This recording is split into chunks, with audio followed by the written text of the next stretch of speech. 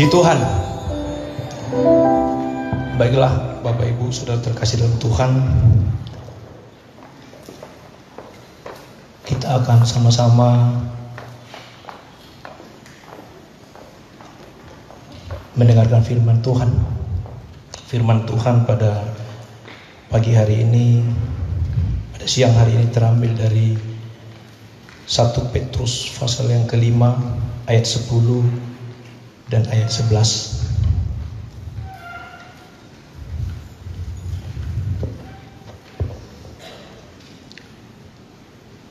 Bapak Ibu Saudara terkasih dalam Tuhan yang ada di rumah juga, silakan membuka Alkitab Saudara. Kita akan sama-sama mendengarkan firman Tuhan. Dan saudaraku terkasih dalam Tuhan, firman Tuhan demikian yang akan saya bacakan, kita memperhatikan sama-sama. 1 Petrus 5 ayat 10 dan ayat 11. Dan Allah sumber segala kasih karunia yang telah memanggil kamu dalam Kristus kepada kemuliaan yang kekal, akan melengkapi, meneguhkan, menguatkan, dan mengokohkan kamu sesudah kamu menderita seketika lamanya. Ialah yang mempunyai kuasa sampai selama-lamanya. Amin. Puji Tuhan. Saudaraku terkasih dalam Tuhan, dari dua kesaksian yang sudah kita dengarkan tadi, ini sesungguhnya memberikan satu pelajaran juga bagi kita. Satu pengalaman daripada sidang jemaat bahwa sesungguhnya sepanjang kita hidup di dalam dunia akan ada persoalan masalah. Itulah yang diingatkan oleh Rasul Petrus kepada orang percaya, bahwa kita akan menderita. Bahkan firman Tuhan katakan penderitaan itu adalah karunia. Yang sulit kita bisa untuk menerima bagaimana penderitaan, kesulitan, persoalan itu bagian daripada karunia yang akan menjadi bagian hidup kita.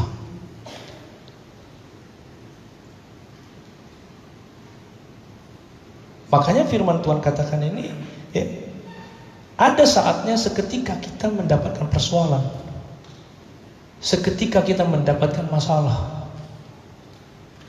Tapi apakah kita kemudian menjadi undur dengan persoalan masalah yang seketika datang mendera kehidupan kita?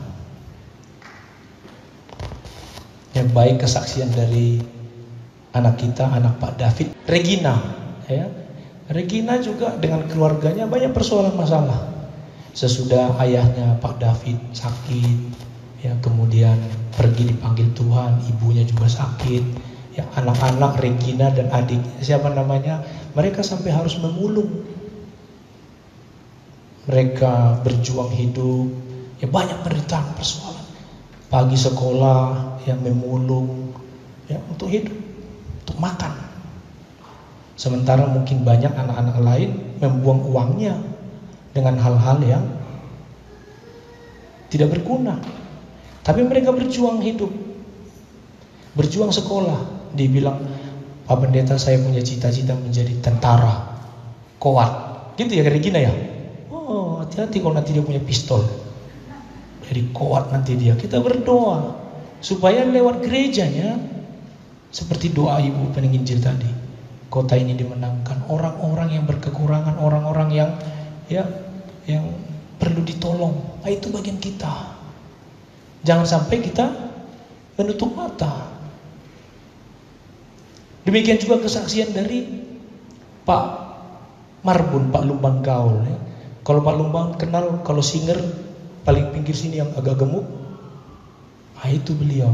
Makanya kata ibu itu tadi, kalau badannya besar, tapi saya percaya juga imannya besar. Haleluya. Seketika ada persoalan datang, makanya firman Tuhan ini katakan, dan Allah sumber segala kasih karunia itu. Karena Allah lah sumber segala kasih karunia itu. Dia akan menguatkan dan meneguhkan kita. Saudaraku, persoalan kehidupan orang percaya sesungguhnya kalau kita baca Alkitab adalah persoalan kekuatan. Alkitab banyak membahas tentang masalah kekuatan. Dalam firman yang Allah mengadakan suatu perbedaan besar antara orang-orang kuat, orang-orang lemah. Dan kita lihat bagaimana murid-murid yang kuat, murid-murid yang lemah, jemaat yang kuat, jemaat yang lemah. Dan itu menjadi satu pengalaman sepanjang Tuhan melayani di dunia ini. Tuhan memperhatikan itu. Tuhan melihat bagaimana persoalan-persoalan kekuatan ini menjadi sesuatu standar yang harus dimiliki jemaat GP Kota Wisata. Haleluya. Apapun persoalanmu. Karena Tuhan Yesus sering, saudaraku, mengingatkan bahwa banyak orang akan kecewa dan berpaling dari jalan Tuhan. Oleh karena apa? Oleh karena persoalan. Kecil saja persoalan dia bisa berpaling. Kecil saja persoalan dia bisa tinggalkan Tuhan. Kecil saja persoalan, saudaraku, yang dibesar-besarkan orang bisa murtad. Mengapa manusia menjadi kecewa dan berpaling dari Tuhan? Mengapa orang percaya, saudaraku, orang yang sudah kenal Tuhan bisa dengan cepat berpaling dan tinggalkan Tuhan, tinggalkan ibadah, tinggalkan pelayanan? Karena apa? Karena dia tidak kuat.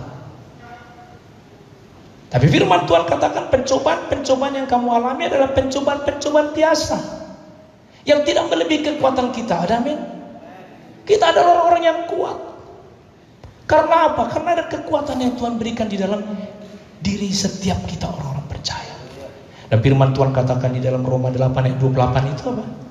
Ya, kita tahu sekarang bahwa Allah turut bekerja dalam segala sesuatu, termasuk tadi kasusnya kasusnya Pak Marbun. Sekarang banyak penipuan. Ya, digantilah profil Facebooknya jadi gambar orang lain, minta tolonglah dia, tolong Jolai, tolong Jo Tulang, tolong Jo Mangburu, tolong. Nah, kadang-kadang seperti itu, saya nggak tahu dari mana dia bisa tahu mengambil profilnya Pak Manulang ini, karena Pak Manulang ini kan tulus. Sehingga diambillah profilnya dia. Dipelajarilah bagaimana untuk, dan dia lihat juga bagaimana Pak Marbun ini orang pendoa, orang yang kuat. Nah, saudaraku, sering saya katakan bahwa iblis banyak cara, saudaraku, untuk mengganggu kita, untuk mengintimidasi kita, karena dia adalah apa? Bapak tukang tipu, bapak penipu. Nah, saudaraku, sebegitu kuatnya Bapak Marbun berdoa sampai ke pasar Bantar Gebang kedengaran. Ya, tadi kata Inang. Tapi saudaraku, dengan persoalan ini dia bisa goyah. Allah turut bekerja dalam segala sesuatu, termasuk seperti ini. Percayalah Inang, percayalah Pak Marbun mungkin sekarang ada di rumah. Tuhan Allah akan memberikan kekuatan. Tuhan Allah turut bekerja dalam segala sesuatu, termasuk persoalan ini. Untuk apa? Untuk mendatangkan kebaikan. Kadang-kadang kan kita tidak mengerti, kehilangan duit 19 juta kok bisa mendatangkan kebaikan. Kita pikir sajalah mungkin orang itu perlu duit itu. Silakan saja. Mungkin kita berpikir seperti itu. Tapi percayalah Tuhan akan menggantikannya berlipat kali ganda. Itu yang kita imani, karena dia mendatangkan kebaikan bagi siapa? Tetaplah kasih Tuhan, melekat kepada Tuhan, bertumbuh, berbuah di dalam Tuhan. Itu saja yang kita bisa lakukan. Karena kita adalah orang-orang yang terpanggil sesuai dengan rencana Allah. Luar biasa, saudaraku, kasus-kasus yang terjadi yang membuat orang bisa mundur. Persoalan-persoalan keluarga rumah tangga, suami istri bisa pisah, istrinya kemana, suaminya kemana. Terus saudaraku mengintimidasi orang-orang percaya, mengintimidasi setiap orang-orang person, supaya gereja juga bisa hancur. Saudaraku, Tuhan Allah menentang ketidakadilan, karena dia adalah Allah yang benar, dia adalah Allah yang adil. Tapi saudaraku, mungkin ia lebih tertarik kepada reaksi kita terhadap seseorang yang mengecewakan kita. Ketika kita persoalan seperti ini, kena tipu, kita ditipu orang, ini ketidakadilan. Tuhan Allah tidak suka dengan ketidakadilan. Tuhan pasti berperkara kepada orang yang menipu itu. Kita tidak menjadi hakim. Kita tidak perlu bertindak kepada orang yang menipu itu. Tuhan Allah menentang ketidakadilan. Tapi mungkin yang Tuhan lebih tertarik dengan kejadian seperti ini kepada keluarga Pak Marbun, bagaimana reaksi kita terhadap seseorang yang mengecewakan kita. Ketika kita ikut Tuhan, Kita sering dikecewakan orang. Nggak usah dulu kita bicara orang bilang, saya kecewa dengan Tuhan. Itu sudah tidak benar. Tapi sesama orang satu gereja, sesama saudara, sama saudara, kadang-kadang kan kita bisa dikecewakan. Tapi ketika terjadi hal seperti ini, saudaraku, ketika Tuhan bilang Allah turut bekerja, Dia izinkan. Karena apa? Karena Tuhan lebih concern, Tuhan lebih tertarik terhadap reaksi kita terhadap orang yang mengecewakan kita. Kalau orang dunia, saudaraku, ketika dia dikecewakan, dia akan balas dendam. Kau jahat, aku lebih jahat. Ipar sulapak kau, ikut lebih hupar sulapak kau. Kan begitu orang dunia, benar nggak? Firman Tuhan katakan, kasih pipi kiri, itu deh. Tampar pipi kiri, kasih pipi kanan. Tebuni mana ini kan? Lempar batu, lempar pakai pisang lah. Kalau pisang tanduk yang mentah pula kan sakit juga. Artinya apa, saudara? Kita harus bisa memaafkan. Kita harus bisa mengampuni. Jadi saya lihat, saudaraku, ya Pak Marbun nggak datang di sini ya. Ya di rumah. Tapi saya percaya, saya lihat ini ada di rumah sekarang sedang melihat saya. Haleluya. Pak Marbun, Tuhan lebih concern bagaimana reaksi Pak Marbun terhadap orang yang mengecewakanmu, daripada hal-hal yang mengecewakan itu sendiri. Kecewa loh. Duit nggak ada pun harus kita cari sana sini untuk kita mau tolong sesama hamba Tuhan. Tahu-tahu tukang tipu dia karena mengatasnamakan Pak Manulang yang tulus ini. Haleluya. Jadi Pak Manulang jangan pula jadi terpengaruh, tetaplah tulus melayani Tuhan. Haleluya. Jangan serong kiri kanan. Haleluya. Tuhan lebih concern itu. Tuhan Allah lebih memperhatikan reaksi kita. Karena persoalan-persoalan seperti ini, saudaraku, problem-problem sesungguhnya terletak di dalam diri kita, di dalam hati, di dalam pikiran kita, saudaraku. Bagaimana kita mengatasi situasi, bagaimana kita mengatasi persoalan masalah orang-orang yang mengecewakan kita, orang yang menipu kita. Persoalannya adalah kita harus kuat secara rohani, kuat manusia batinnya kita terus perlu dibangun. Puji Tuhan. Persoalan-persoalan, dan sampai Tuhan datang, persoalan-persoalan kekuatan ini adalah persoalan-persoalan yang menjadi perhatian kita di tengah-tengah gereja. Sebagai hamba-hamba Tuhan kan ada aja persoalan. WA dari sana, SMS dari sana, telepon dari sana, persoalan keluarga rumah tangga. Tapi percayalah, Tuhan semua izinkan itu karena Tuhan sedang bekerja bagi kita. Kalau di dalam perjalanan hidup rohani kita mungkin kita kecewa, jangan saudaraku tunjukkan bahwa persoalan itu yang menjadi fokus bagi kita. Kita harus pikirkan, imani, percaya bahwa Tuhan sedang melihat reaksi kita terhadap orang yang mengecewakan kita ini. Tuhan sedang berperkara kepada kita bagaimana kuatnya kita mengatasi persoalan ini. Bukan hanya dengan mulut, tapi juga dari hati. Kita bisa menguasai diri, sehingga kita bisa tampil menjadi seorang yang kuat. Untuk menjadi seorang yang kuat butuh latihan, butuh kita melewatinya, butuh ujian-ujian. Bagaimana kita bisa dibilang sebagai orang yang kuat? Bagaimana kita bisa dibilang sebagai orang yang kuat, saudaraku, melampaui semuanya ketika ada satu persoalan kita menjadi mundur? Tapi hari ini Tuhan mengingatkan kita bahwa Dia ada Allah semesta. Dia akan memberikan kekuatan, menolong, membangun kita. Karena saudaraku, ketika kita boleh menyadari bahwa kekuatan itu bagaimana, seperti saya katakan tadi, kekuatan itu ada bagaimana kita memberi tanggapan yang benar terhadap orang-orang yang menyakiti kita.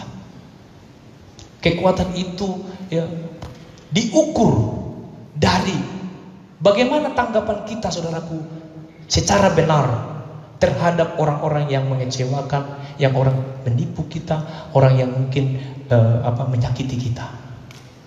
Saudaraku, ini menjadi khotbah, saudaraku, pengalaman daripada keluarga ini.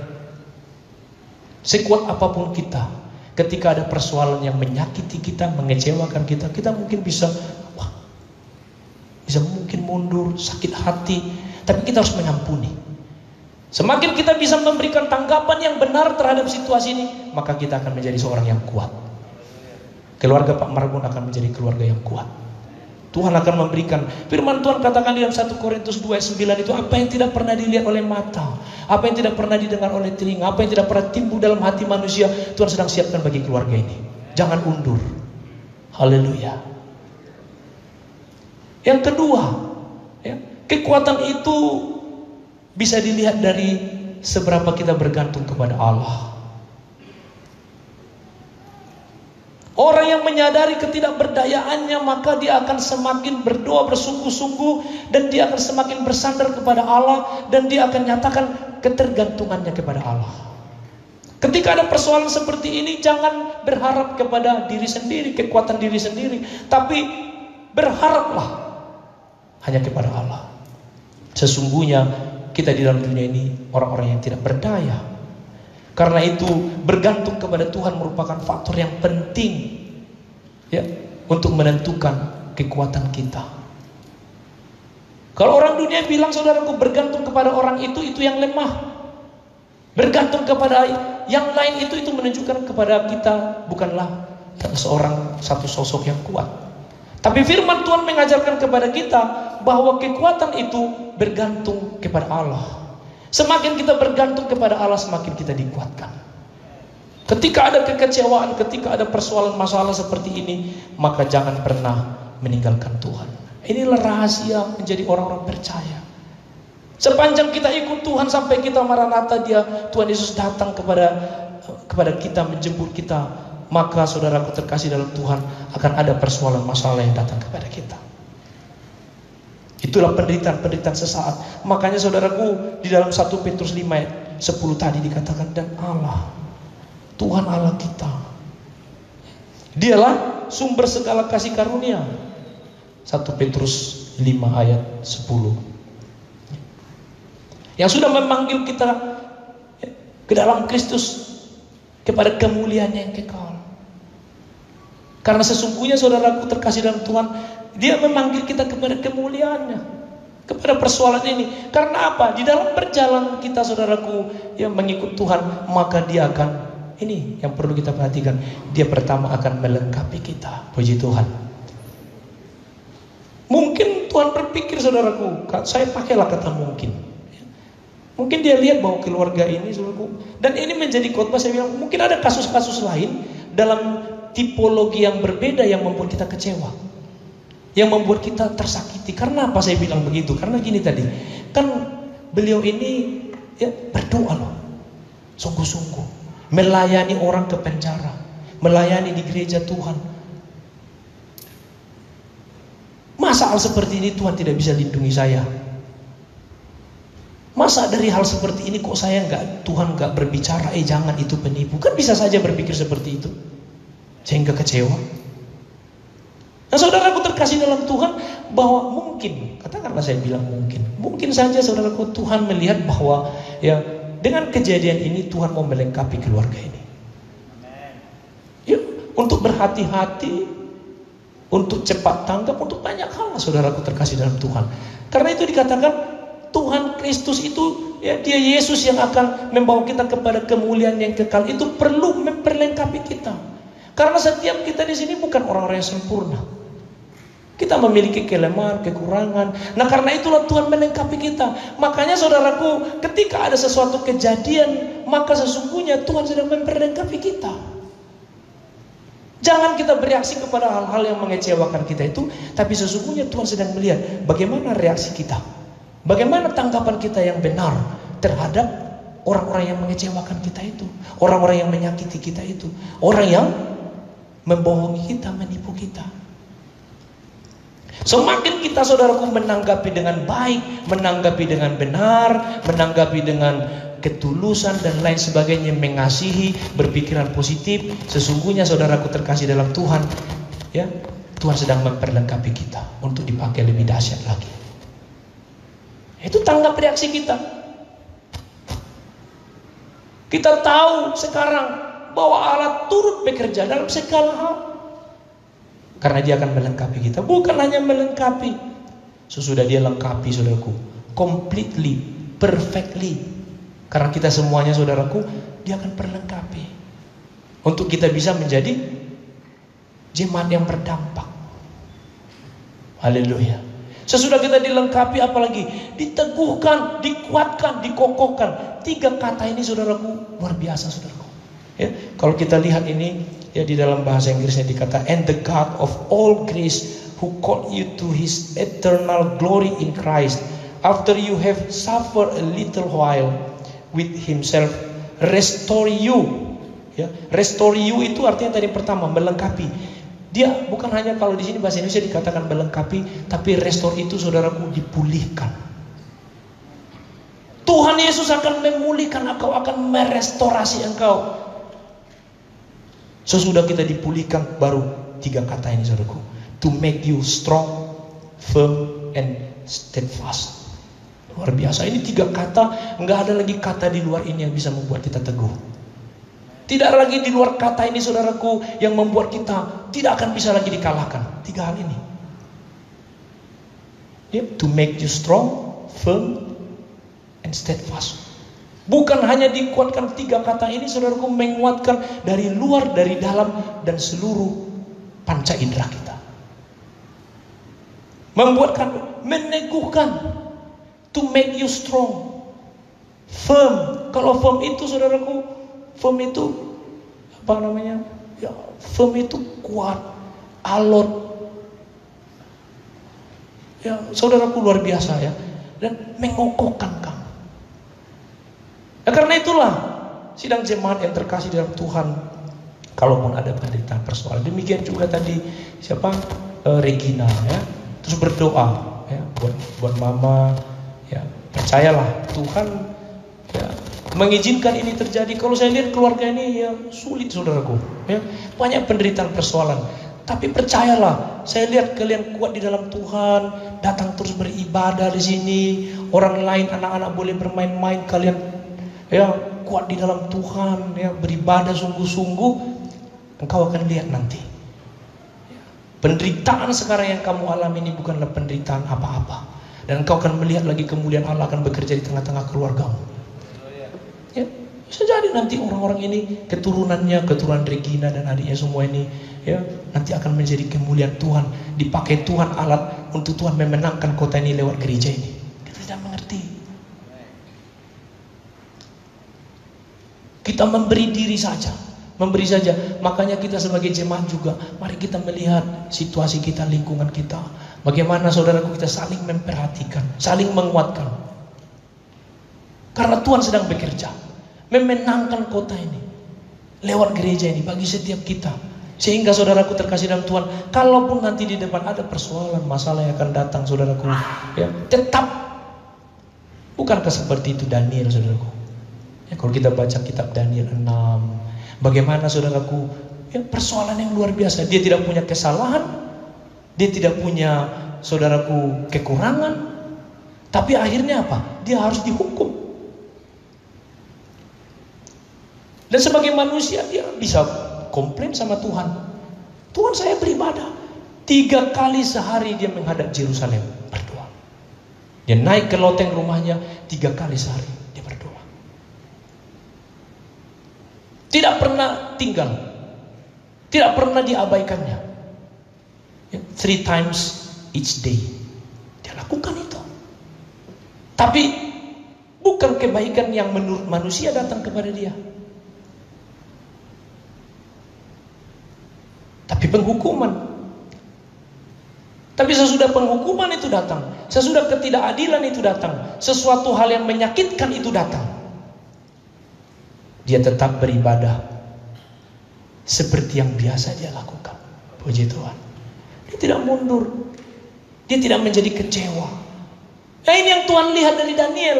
Bukan persoalan hukuman itu, bukan persoalan hal yang mengecewakan itu yang dilihat Tuhan, tapi dia lihat, oh, ada satu hal yang Tuhan lihat dari diri Daniel, reaksinya terhadap persoalan. Puji Tuhan. Bagaimana reaksi kita terhadap persoalan? Bagaimana reaksi kita terhadap kesulitan? Itu yang Tuhan lihat. tanggapan kita benar terhadap kesulitan, tanggapan kita benar terhadap persoalan, maka itulah jalan Tuhan masuk memberikan kekuatan kepada kita. Puji Tuhan. Saudaraku, akhirnya kita lihat bagaimana Daniel, saudaraku, menjadi orang besar, menjadi tokoh di negeri tempat di mana dia dibuang. Ada banyak hal yang kita tidak mengerti, saudaraku. Di dalam pikiran kita kan maunya sesuatu hal itu sama seperti yang kita idam-idamkan, yang kita pikirkan, yang kita rencanakan. Tapi kenyataannya tidak. Kadang kita berpikir, saya berdoa, saya beribadah, saya melayani Tuhan, kok hal-hal yang menyakitkan datang. Itu bisa saja terjadi. Tapi jangan pernah tinggalkan ibadah. Jangan pernah tinggalkan gereja. Jangan pernah tinggalkan pelayanan. Jangan pernah tinggalkan Tuhan. Haleluya. Maria dan Marta, dia kasih tahu sama Tuhan Yesus, Tuhan, abang kami ini sudah mau mati, sudah sekarat, Lazarus. Kalau kita baca kitab Yohanes, Tuhan Yesus melama-lamakan lagi, saudaraku. Dia masih memberi waktu, tidak langsung datang. Dia masih 3 hari lagi datang, saudaraku. Akhirnya Lazarus mati. Bukankah saudaraku terkasih dalam Tuhan, Maria, Marta kecewa? Ketika Tuhan Yesus datang, saudaraku, ya, ke rumah mereka. Lalu apa kata Maria dan Marta? Tuhan, kalau kau ada di sini kemarin-kemarin itu gak mati abang kami ini. Tuhan, kalau kau jawab persoalan kami ini, gak ketipu aku yang 19 juta ini. Tuhan, kalau kau sembuhkan bapakku sama mamaku, Pak David, gak akan meninggal dia, gak akan jadi pemulung kami, gak akan susah kami, hidup kami, gak akan. Sudah meninggal bapak kami, mama sakit lagi, gak bisa jalan, gak bisa melihat. Engkau tidak adil, Tuhan. Anak-anak sebaya kami main-main, jalan-jalan ke mall, di Starbucks, di mana, menghabiskan duitnya untuk hal-hal yang tidak perlu. Mungkin mereka bisa berkata seperti itu. Kami, Tuhan, aku datang beribadah, aku sungguh-sungguh, kok kejadian seperti ini datang? Mungkin mereka menangis.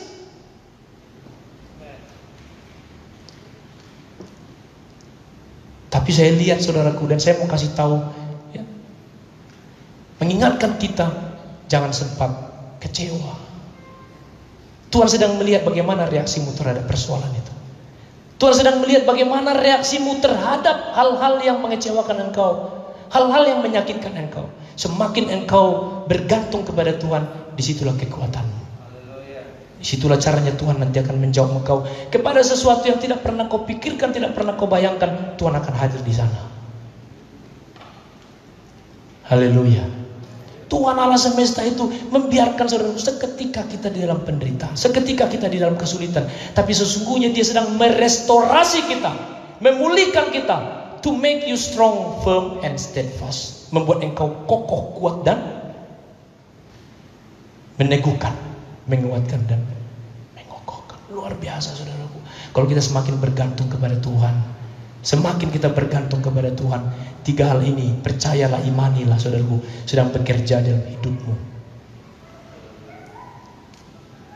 Kembali melayani Pak Marbun, berdoa terus, datang kepada Tuhan. Engkau akan melihat hitung-hitungan manusia 19 juta luar biasa, tapi bagi Tuhan tidak ada yang mustahil. Dia akan bekerja. Bagaimana caranya kita tidak mengerti. Tuhan akan membalaskan semuanya itu kepada kita. Sampai kemudian, ya, Tuhan Yesus datang. Tuhan Yesus bilang kepada apa? Kepada Maria dan Marta, oleh karena kematiannya inilah nama Tuhan dipermuliakan. Kita nggak bisa berpikir, saudaraku terkasih dalam Tuhan, kok melalui kematian ini bisa anak manusia itu dipermuliakan? Bagaimana caranya? Maria dan Marta nggak bisa memahami, nggak bisa memikirkan itu, saudaraku. Tapi kemudian Tuhan Yesus pergi ke kubur. Dia bilang, Lazarus, bangkitlah. Lalu Lazarus bangkit dari kematiannya. Benarlah, anak manusia itu dipermuliakan. Dan semakin banyak orang yang percaya. Nah, kita nggak mengerti, saudaraku. Lalu saya bilang, dengan kejadian ini, maka anak manusia akan dipermuliakan. Keluarga ini akan semakin dibuat strong, akan dibuat semakin firm, steadfast, dikokohkan, diteguhkan. Bagaimana mungkin? Jalan pikiran kita tidak mengerti. Tapi Tapi Tuhan akan lakukan itu dengan cara yang kita tidak mengerti. Kita hanya masuk saja, menikmati saja. Persoalan-persoalan ekonomi, persoalan-persoalan masalah sidang jemaat. Dengan COVID, dengan apa, mungkin ya yang berdagang, kok nggak ada yang tidak ada lagi pembeli. Bagaimana kami makan, bagaimana masa depan kami. Orang-orang yang bekerja mungkin di sektor-sektor informal, yang mungkin berdagang atau hal lain, hidup sudah semakin susah, semakin sulit. Nah, bagaimana kita bisa berkata terima kasih Tuhan?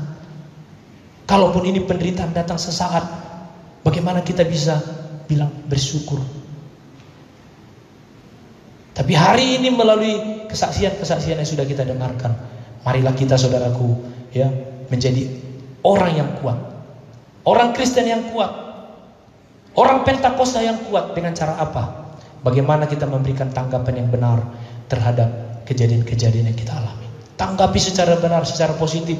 Hidup terus berlandaskan di dalam kebenaran firman Tuhan. Maka kita akan menjadi kuat. Dan yang kedua saudaraku, biarlah dengan kejadian-kejadian ini kita semakin bergantung kepada Tuhan. Semakin kita bergantung kepada Tuhan, itulah sikap kita yang menunjukkan kita adalah seorang yang kuat. Sehingga persoalan apapun yang akan datang dalam kehidupan kita, ya, dia akan memberikan hal-hal yang kita tidak mengerti. Makanya di dalam ayat 11 dikatakan, Yesuslah yang mempunyai kuasa sampai selama-lamanya. Bagi kita lah ya, orang-orang yang percaya, orang-orang yang sudah dipanggil Tuhan ya, untuk kita terus berjalan ya, sampai kepada akhirnya. Firman Tuhan sudah berbicara kepada kita. Kita saling mendoakan, saling menguatkan ya. Kalaupun tadi mungkin ada juga sidang jemaat yang maaf tadi dilapor ke saya, panas badannya hampir 38 sehingga disuruh pulang. Ditanya ke saya, bagaimana, ya udah suruh pulang saja dulu, istirahat di rumah. Mohon kepada ibu itu kalau lagi ada online ini, mohon maaf di rumah saja dulu, istirahat ya, karena kita tetap harus menjaga protokol ini, kesehatan ini. Jangan kecewa ya. Tuhan akan pulihkan, Tuhan akan sembuhkan, Tuhan akan jaga kita. Kadang kita nggak mengerti saudaraku seperti apa. Saya nggak pernah membayangkan bagaimana cara-cara ibadah kita saat ini kalau kita bayangkan 1 tahun yang lalu. Kita akan berpikir bahwa ibadah itu normal saja, tapi ternyata inilah kita semua kayak Batman. Sudah ada yang ngisi jurkun. Tadi pun saya sudah berkorban, tadi sudah mau bikin gini kan. Cuman isi manual yang non naraku, jadi saya buka sajalah. Biarlah bapak ibu yang saya tidak kenal. Ya, untung saja ininya saya kenal, jadi hanya beli ini saya. Karena kan saya waktu salaman ke depan itu kan yang saya lihat kan ininya. Jadi begitu saya lihat, oh itu keningnya ibu ini, keningnya bapak itu. Tapi kalau ditutup semua baru saya nggak kenal. Ditutup mulut, ditutup kening, kadang-kadang saudaraku ya, rindu saya datang ke depan salaman kayak dulu itu. Karena saya bisa lihat siapa yang datang, siapa yang enggak. Karena terus terang ini saya lihat dari matanya, oh ini perlu didoain. Itu salaman, ngasih tanggir konon. Benar saudaraku. Hanya salaman gitu kan sudah melihat kita pun setengah matanya ke atas, setengah ke bawah. Hanya kasih tanggir konon. Itu perlunya kita salaman ke depan. Kadang-kadang ada haleluya. Aku matong bimbang may bison. Tohoron yang suka cita mang nebay-bay. Matong kan? Tapi kita tetap percaya, oh kalau sudah di gereja benar-benar sukacita dari dalam. Air hidup yang mengalir. Itu saja yang kita berpikir. Sekarang sudah selesai kita ibadah, pulang. Atar jongjong doa isong saya berdiri melihat. Saudara rumah mereka apa? Saya kan selalu selesai itu kan saya berdiri sini. Nggak ada yang bilang melihat saya. Rindu kan kita datang sini. Makanya saya sama hamba Tuhan bicara-bicara. Ya udahlah kita bikinlah memberikan persembahan ke depan tetap, tapi jangan salaman. Saya bilang jadi ke depan gitu. Tohorun naik narakum sih. Salaman kita beri persembahan, tapi ke depan Roman dong musiman dulu lagi bayang musik tortor si anak kan. Tapi kan enak sebenarnya, benar nggak? Rasakan nggak bedanya itu persauran itu, persauran itu ya, kedekatan, kekeluargaan, hubungan batin, beda itu. Sekarang pun kan kita salaman, kalau salaman dulu, saya ingat dulu itu kalau misalnya salaman sama Pak Sitorus, ya Pak Winer, kan kalau kita salaman itu kan dipencet tangan kita, Jadi kalau saya sudah lihat dia di sana itu, sampai lah di pikir saya. Karena kita kan ditekan. Kan ada yang salaman ini kan ada holidays. Seperti apa? Salaman. Tapi ada kan yang salaman ini biasa. Tapi ada yang nggak tahu kita apa maksudnya. Jadi kalau saya lihat, saya kenalin itu yang salamannya agak kencang itu, udah mulai dekat. Aku Tuhan pergugu ya.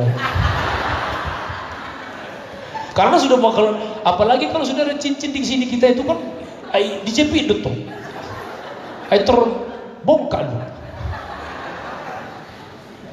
Jadi kalau kita sekarang ibadah gitu kan, langsung pulang, terus terang kurang gitu. Ada lagi yang nanya ke saya, ke gereja nggak Bapak itu? Saya nggak tahu, karena saya nggak lihat. Kalau dulu kan saya lihat, oh ya ke gereja enggak, ya terus nanti kalau jumpa atau apa, Pak kenapa nggak ke gereja kemarin gitu kan? Itu kadang-kadang memang bisa juga ke gereja Pak, Bapak nggak ngeliat saya. Loh, kenapa nggak saya lihat? Karena saya nggak ke depan Pak ini lah. Yang gue setuju lu tuh Bapak mering. Karena ada juga gitu, datang ibadah, tapi pas persembahan ke depan dia ke belakang. Orang ke depan dia ke belakang. Mau gimana kita bilang? Tapi kalau sudah ada ke depan gitu sebenarnya, ya nantilah coba kita terus berdoa supaya keadaan bangsa dan negara kita ini ya semakin baik. Ya kita tetap sehat. Jadi kepada sidang jemaat ya dengan kesaksian tadi itu biar kita tetap kuat. Puji Tuhan. Segala sesuatu mendatangkan kebaikan bagi kita. Apapun yang terjadi tetap melekat kepada Tuhan. Bertumbuh terus karena Tuhan yang akan memberikan kekuatan kepada kita. Dia restorasi kita, dia pulihkan kita, dia kuatkan, dia teguhkan supaya kita terus kuat sampai Tuhan Yesus datang yang kedua kali menjemput kita semua umat Pentakosta GP Kota Wisata. Datang di awan-awan, menjemput, dipanggil oleh Tuhan, bertemu dengan dia di dalam sukacita yang abadi. Puji Tuhan. Kita semua bangkit berdiri dan kita akan masuk di dalam doa. Haleluya.